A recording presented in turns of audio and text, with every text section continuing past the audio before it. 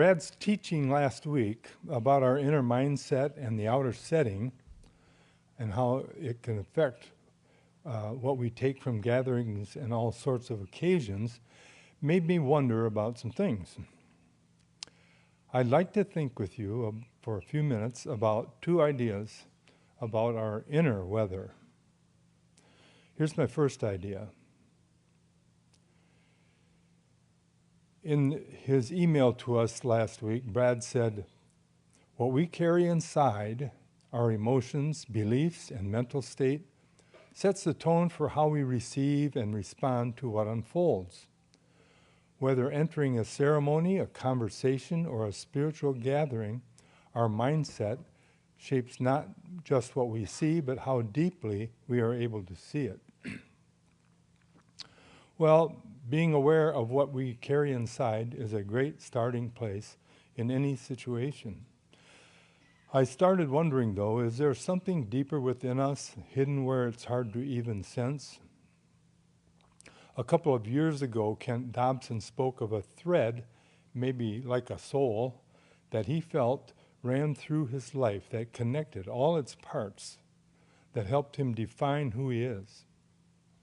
And a few weeks ago, Brad spoke of a bass line, like a bass line in a song, that might run beneath everything in one's life. Both ideas suggest a sort of through line that's always there. It's hard for me to detect this continuous thread in myself. Maybe that's because I'm not sure that I have a permanent center or soul. Still, I was strongly drawn to both these metaphors, and I wondered, is there a living, evolving braid that holds parts of us, family experiences, books, deeply pondered, social disasters, and more, that live in a quiet corner of our minds, a sort of through line burrowed deep into our hearts, a hidden story about who we are?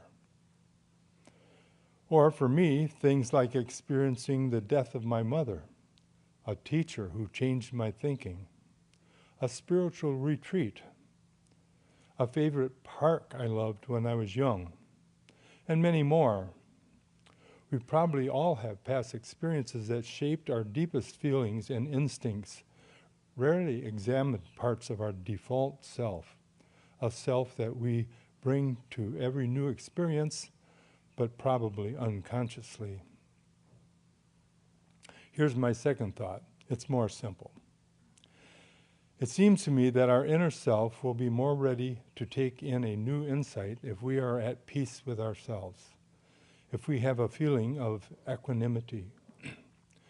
And maybe a good way to have that equanimity is to bring our love of ourself into the occasion,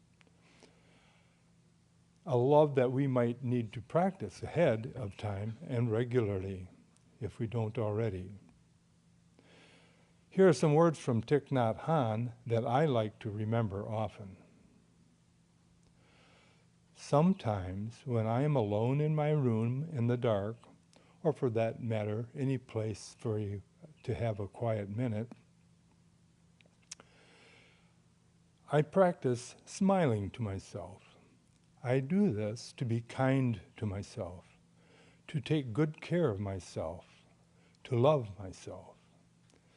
I know that if I cannot take care of myself, I cannot take care of anything else.